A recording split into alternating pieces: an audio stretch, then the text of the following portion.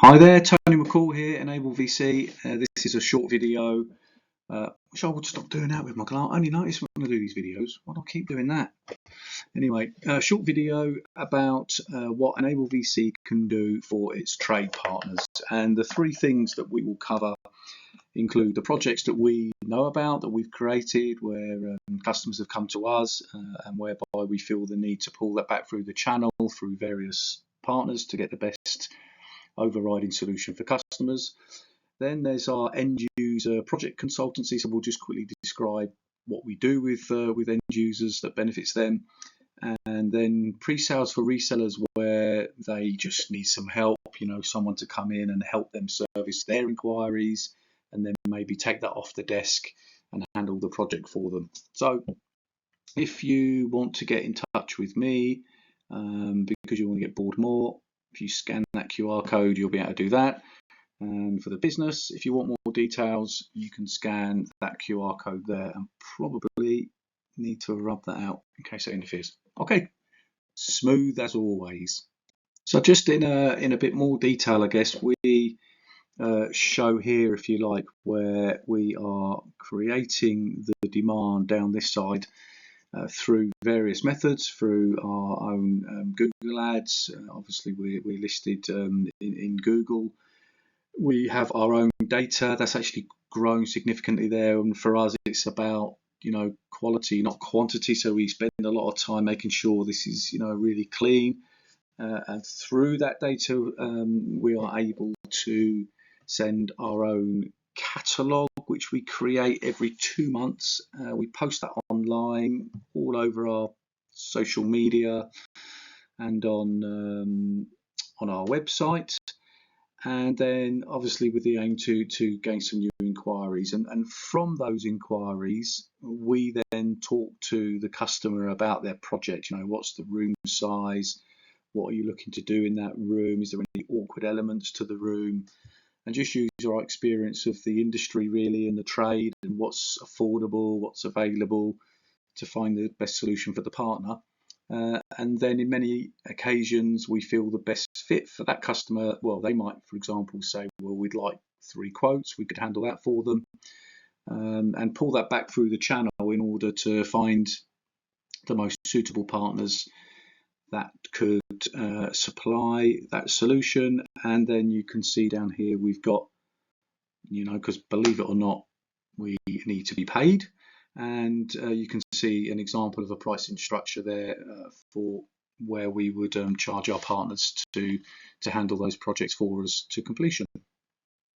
So when it comes to end users, well, I would describe as the collaboration bridge, because in a meeting room environment, I guess much like the one you're looking at here, where these people are waving at me, hi, well, that's like that awkward goodbye that people do, at the end of the Zoom or Teams call. Bye. Anyway, yeah, sorry, back to the collaboration bridge. You can see here I've got these kind of elements of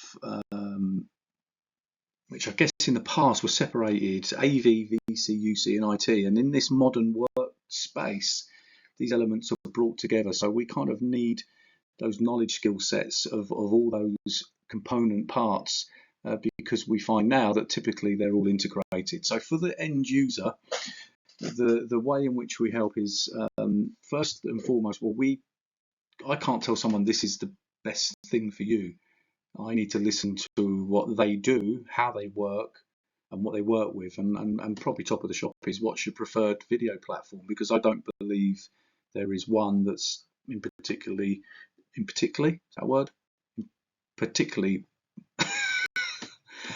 there's not one that's better than another.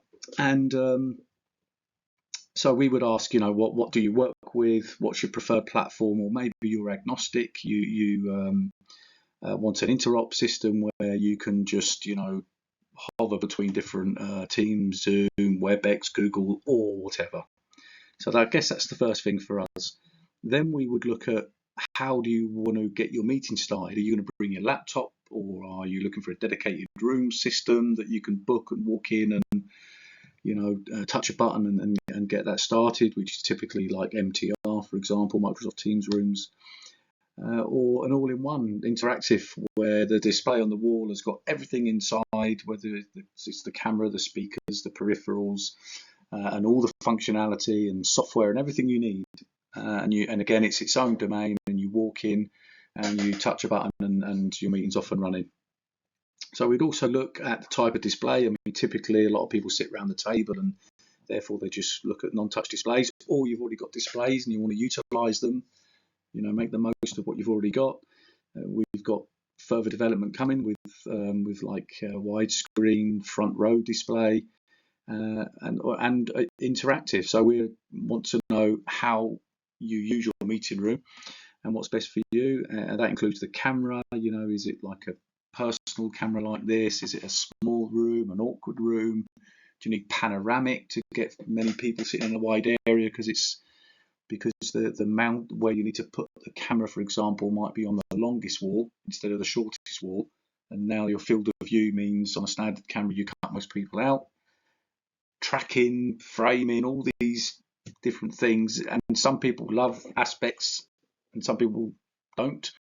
So that's where the communication is really important, including with the audio systems. Of course, in bigger boardrooms, there might be historic legacy analog audio systems there, major investments. Is there a way we can incorporate it, or do we need to revert to USB based audio?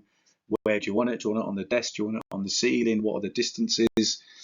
And then also is budgeting. So we can look at how do you want to pay for this? Do you want to pay for this as you go? Do you want everything bundled in as a service so it's headache free and just pay X amount per month for the equipment, or are you looking for a capital expenditure?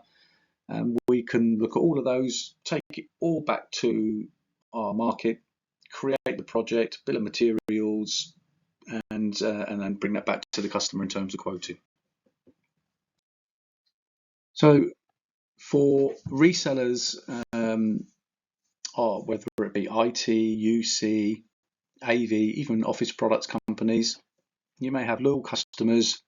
They come to you, let's say for this meeting room type project, but you don't necessarily have the internal skill set, or you might be out of time, you might not be able to cope with demand, but you don't want your customer going off to your competition, and that's where we can come in and help. And of course, we will be loyal to you guys if you bring this to us.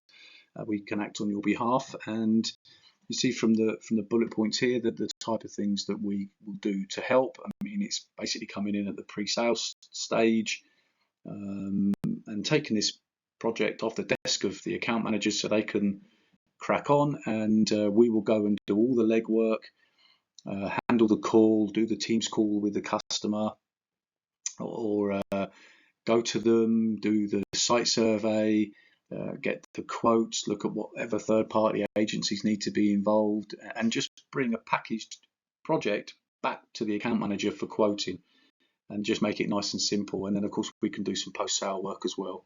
In terms of the payment for that, you can see in the green section, we work on a credit basis, so you just invest in credits from us, and you call those credits off.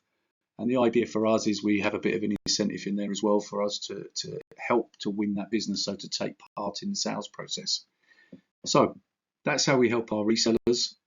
And it's just now to say bye and do that awkward bye. Yeah, bye.